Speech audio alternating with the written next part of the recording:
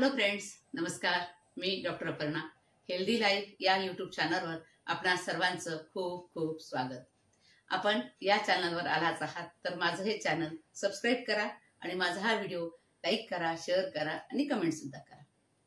आपण आजच्या भागामध्ये बघणार आहोत या ऋतूमध्ये येणारं फळांचा राजा तो आंबा याविषयी.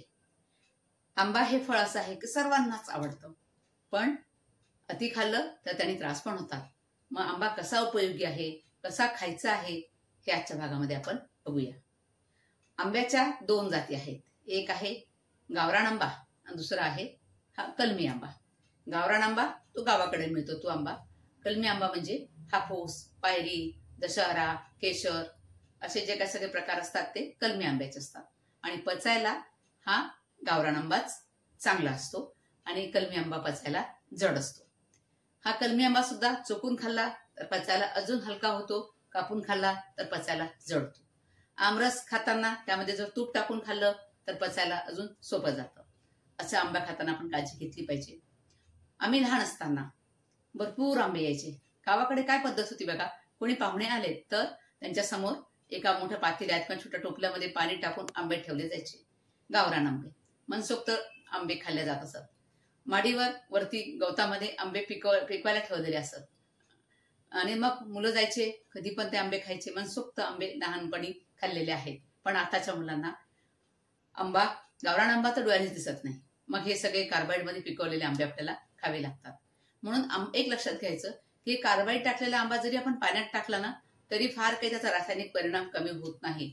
त्यामुळे आंबा आपण पाहूनच घेतला पाहिजे. तरी पण आंबा खाताना आपण पाण्यात बुडवायचा, अर्धा तास तरी पाण्यात ठेवायचा आहे, नंतरच त्याचा खाण्यासाठी उपयोग करायचा आहे. तुम्ही खा, चोकून खा, चिरून खा किंवा रस करा, पण तो पाण्यामध्ये ठेवल्यानंतरच करायचा आहे.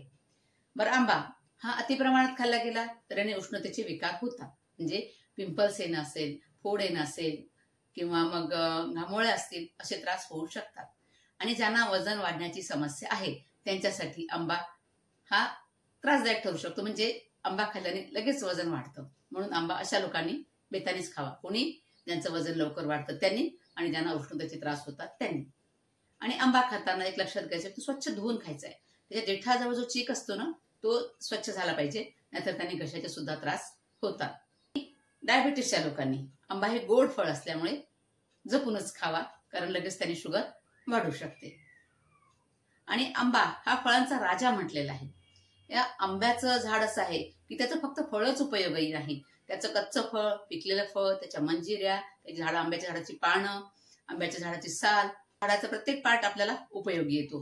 म्हणजे तो औषधी म्हणून सुद्धा काम करतो. आता कच्ची कैरी जी आहे ना, त्या कच्च्या कैरीचं आपण पन्ह म्हणून वापरतो. म्हणजे पन्ह म्हणून आपण सेवन करतो. ते पन्ह गुळ घालून जर घेतलं तर उत्तम आहे आणि उन्हाळ्यात उष्णता कमी करण्यासाठी उपयोगाचं ठरतं. आंबा तूप घालून खायला सांगितलेलं आहे. आणि दुधाबद्दल सांगायचं मला आहे की आयुर्वेदामध्ये विरुद्धान्न ही एक संकल्पना आहे.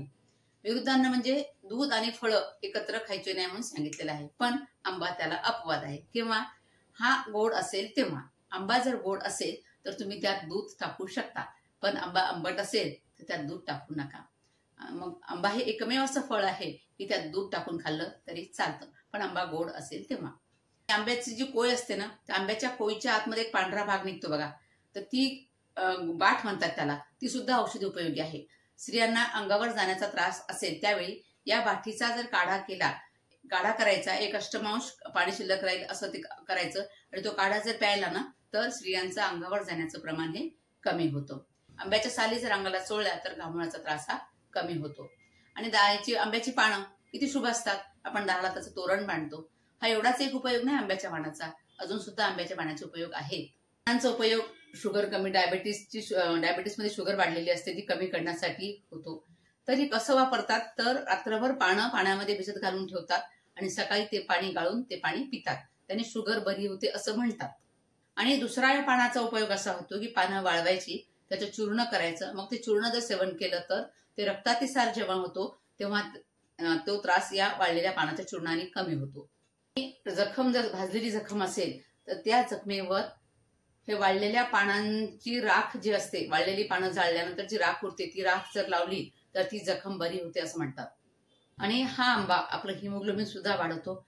जेवताना आंबा जर खाल्ला तर आपल्या आतड्यासाठी सुद्धा उपयोगी असतो. असा हा बहुगुणी आंबा आपण यथेच्छ सेवन करावा आणि उन्हाळा एन्जॉय करावा. पण ज्यांना डायबिटीस आहे, त्यांचं वजन वाढतं, ज्यांना उष्णता आहे, अशा लोकांनी आंबा जरा जपूनच खावा. धन्यवाद.